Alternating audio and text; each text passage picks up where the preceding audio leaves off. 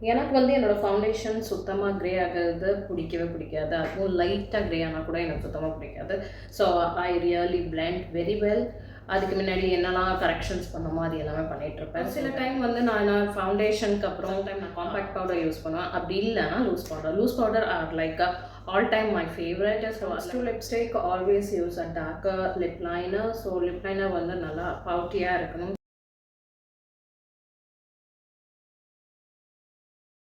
So once you are done with this um for 2 second ஓகேங்களா. So இந்த மாதிரி மம் பண்ணும்போது அந்த லைன் வந்து சீம்லெஸ்ஸாக ஃபினிஷ் ஆகும் உங்களோட இன்னர் லிப்ஸில் வந்து.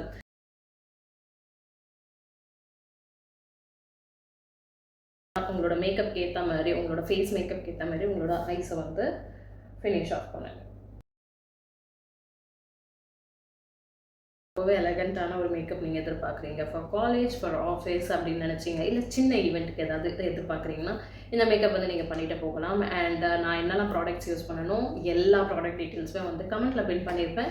அட் த சேம் டைம் டிஸ்கிரிப்ஷனையும் கொடுத்துருப்பேன். Please check it out and buy பண்ணிக்கோங்க. Thank you so much. பை.